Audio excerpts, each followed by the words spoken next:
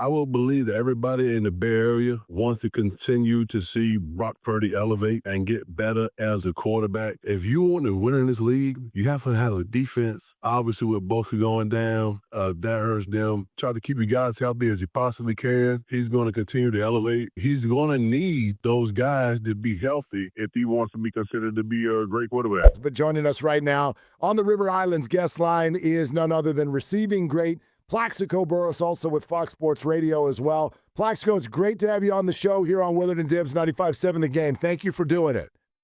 Man, all good, man. I thank you guys for having me on, man. And let it not be known that we are still prevalent out there with you guys. Draymond Green, Michigan State.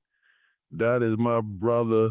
Let's go. Ooh, let's go. Okay, now that you did that, I'm going to just tell everybody, maybe we get a Dubs question in at the back end of this because of that. So I love that, Plaxico, but we do want to talk about the Niners, their receiving situation, everything that's going into it right now.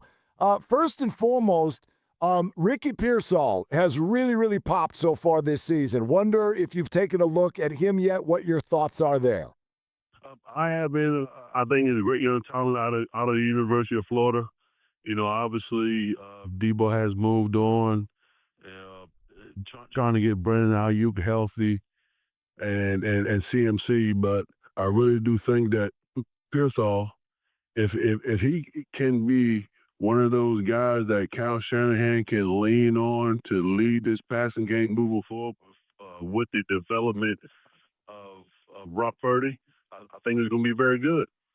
What's the biggest challenge for a young receiver when you have to step up and become the one? Man, it's tough. It really is.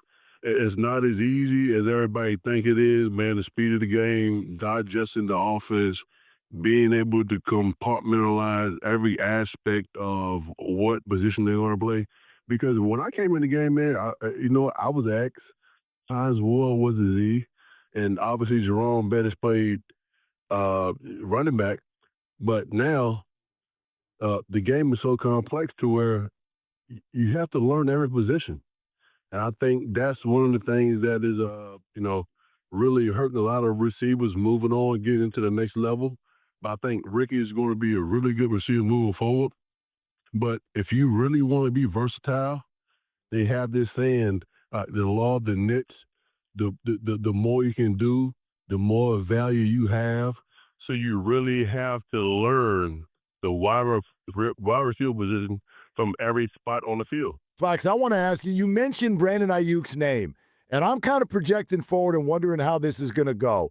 The Niners do like Ricky Pearsall. Juwan Jennings has established himself as a piece of the puzzle here, and they just got Demarcus Robinson back off of suspension, and he had a great camp. Meantime, they announced today that Brandon is not close, but he's making $30 million. Plax, like, how does this whole thing fit in when Brandon gets back? It's a different day and age. So obviously, Brandon's getting paid with the number that you just said, and obviously Ricky is doing a great job, and Juwan Jennings.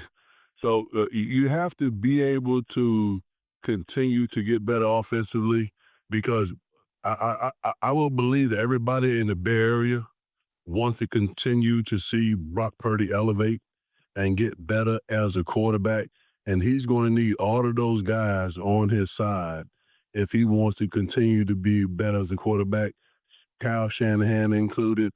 I played against John Lynch several years, so I understand the defensive concept.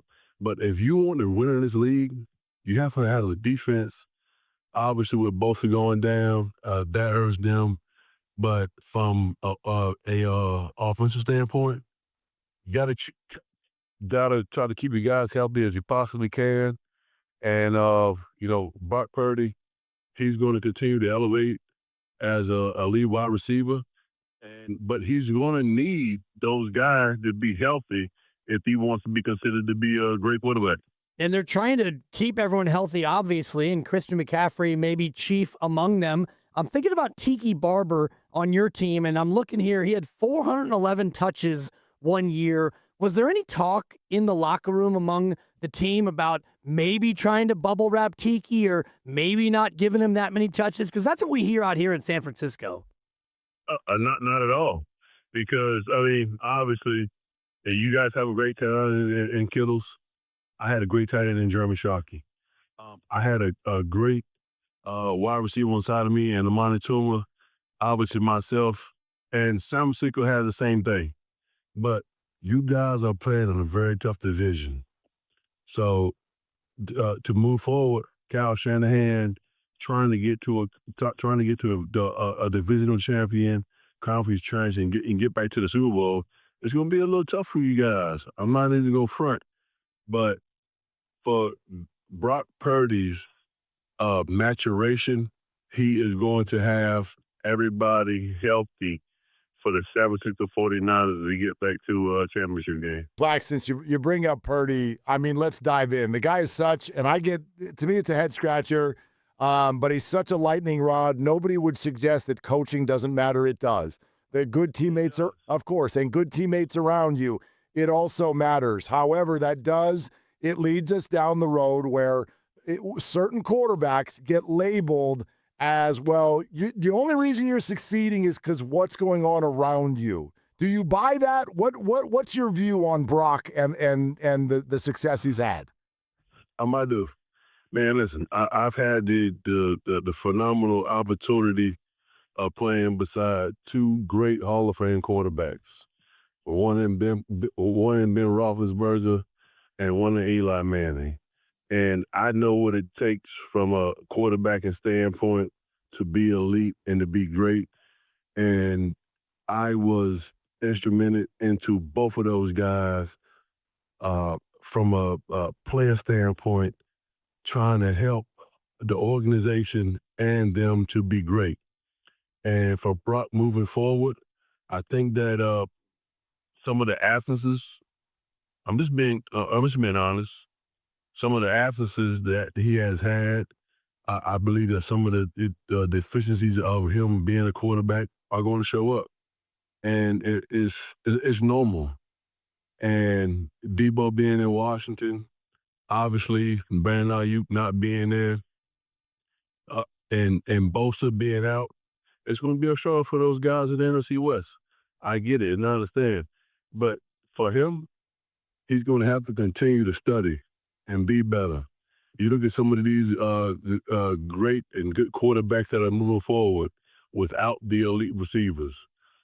I believe that Justin Herbert is on that path. I believe that Jordan Love is on that path. And he's going to be one of those guys to not have elite receivers, but you still have to find a way to be an elite quarterback. And what are those attributes that make you an elite quarterback just on your own? If you don't have the talent around you, what does Brock Purdy need to have to still be elite without those guys? Study, study, study. They have to be so immersed in their playbook, and they have to learn it. It's like it's breathing. It has to become second nature to them to have everybody on the same page and to have a rapport with the wide receivers and the tight ends and the whole entire offense around him. He has to breathe it, live it, see it, and perform. I've been around it, and he's gonna have to go through a transformation process as a quarterback to develop and really understand the whole concept of the offense and make those guys in the huddle believe what he's saying. Flax, let's talk about the Niner opponent quarterback this week. What's your take on Trevor Lawrence? Has he had a difficult landing spot with a lot of different coaches, or has he just been a disappointment? I would say he's been a disappointment. I mean, obviously, the contract weighs on a lot of guys. I haven't really had an opportunity to really delve into his performance as far as a contractual standpoint, but I guess they have Travis Henry now, but I think from Jacksonville, for him, he's going to his 5th year, I believe. Yep. He's going into his 5th year. And there has to be some kind of transformation. Are you getting better or are you getting worse? And I think that's one of the decisions that the Jacksonville organization is going to have to make moving forward. But he already has the contract. So they're stuck with him. So now, how can we put these pieces of the puzzle together to get him back to what the player that they drafted from college? We don't know what that is. Nobody does until this point. But I hope that for himself and the organization that they can put some pieces around him to develop the kind of quarterback that they drafted.